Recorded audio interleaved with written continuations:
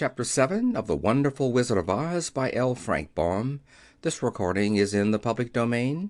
Recording by Phil Chenevert. August and September 2011, Baton Rouge, Louisiana. The Journey to the Great Oz. They were obliged to camp out that night under a large tree in the forest, for there were no houses near. The tree made a good thick covering to protect them from the dew, and the Tin Woodman chopped a great pile of wood with his axe, and Dorothy built a splendid fire that warmed her and made her feel less lonely. She and Toto ate the last of their bread, and now she did not know what they would do for breakfast. "If you wish," said the Lion, "I will go into the forest and kill a deer for you. You can roast it by the fire, since your tastes are so peculiar that you prefer cooked food, and then you will have a very good breakfast."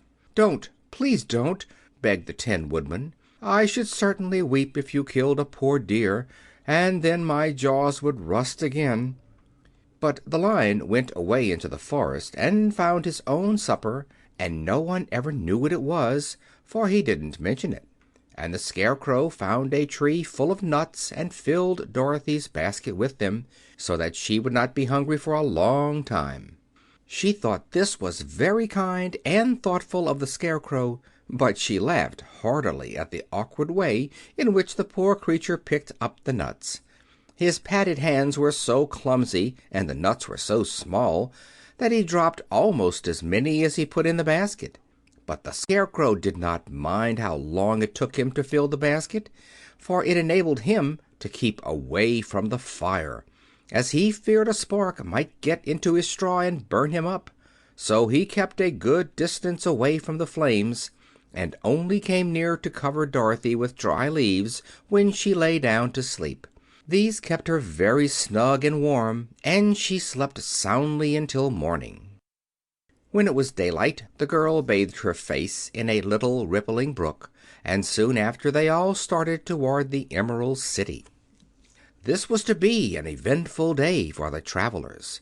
They had hardly been walking an hour when they saw before them a great ditch that crossed the road and divided the forest as far as they could see on either side. It was a very wide ditch, and when they crept up to the edge and looked into it, they could see it was also very deep, and there were many big jagged rocks at the bottom. The sides were so steep that none of them could climb down, and for a moment it seemed that their journey must end. "What shall we do?" asked Dorothy despairingly. "I haven't the faintest idea," said the Tin Woodman, and the Lion shook his shaggy mane and looked thoughtful. But the Scarecrow said, "We cannot fly, that is certain. Neither can we climb down into this great ditch. Therefore, if we cannot jump over it, we must stop where we are." "I think I could jump over it," said the Cowardly Lion, after measuring the distance carefully in his mind. "Then we are all right," answered the Scarecrow, "for you can carry us all over on your back, one at a time." "Well, I'll try it," said the Lion. "Who will go first?" "I will," declared the Scarecrow, "for if you found that you could not jump over the gulf, Dorothy would be killed or the Tin Woodman badly dented on the rocks below. But if I am on your back it will not matter so much, for the fall would not hurt me at all." "I am terribly afraid of falling myself," said the Cowardly Lion, "but I suppose there is nothing to do but try it. So get on my back and we will make the attempt." The Scarecrow sat upon the Lion's back, and the big beast walked to the edge of the gulf and crouched down.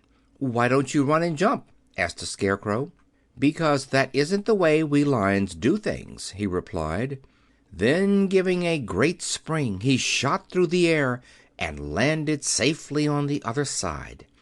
They were all greatly pleased to see how easily he did it, and after the Scarecrow had got down from his back, the Lion sprang across the ditch again. Dorothy thought she would go next, so she took Toto in her arms and climbed on the Lion's back, holding tightly to his mane with one hand.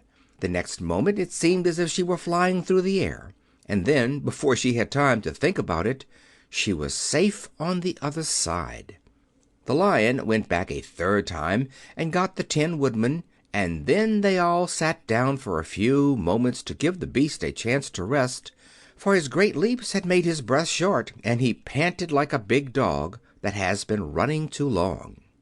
They found the forest very thick on this side, and it looked dark and gloomy. After the Lion had rested, they started along the road of yellow brick, silently wondering, each in his own mind, if ever they would come to the end of the woods and reach the bright sunshine again.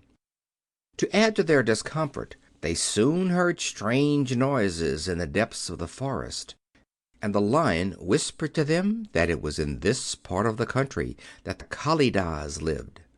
"What are the Kalidahs?" asked the girl. "They are monstrous beasts with bodies like bears and heads like tigers," replied the Lion, "and with claws so long and sharp that they could tear me in two as easily as I could kill Toto.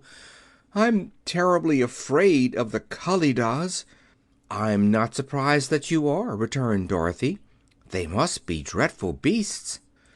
The Lion was about to reply when suddenly they came to another gulf across the road. But this one was so broad and deep that the Lion knew at once he could not leap across it. So they sat down to consider what they should do, and after serious thought the Scarecrow said, "Here is a great tree standing close to the ditch. If the Tin Woodman can chop it down so that it will fall to the other side, we can walk across it easily." "That is a first-rate idea," said the Lion. "One would almost suspect you had brains in your head instead of straw." The Woodman set to work at once, and so sharp was his axe that the tree was soon chopped nearly through. Then the Lion put his strong front legs against the tree and pushed with all his might, and slowly the big tree tipped and fell with a crash across the ditch, with its top branches on the other side. They had just started to cross this queer bridge when a sharp growl made them all look up, and to their horror they saw running toward them two great beasts with bodies like bears and heads like tigers. "They are the Kalidahs," said the Cowardly Lion, beginning to tremble. "Quick!" cried the Scarecrow, "let us cross over." So Dorothy went first, holding Toto in her arms. The Tin Woodman followed, and the Scarecrow came next. The Lion, although he was certainly afraid, turned to face the Kalidahs, and then he gave so loud and terrible a roar that Dorothy screamed, and the Scarecrow fell over backward, while even the fierce beasts stopped short and looked at him in surprise. But seeing they were bigger than the Lion, and remembering that there were two of them and only one of him, the Kalidahs again rushed forward, and the Lion crossed over the tree and turned to see what they would do next.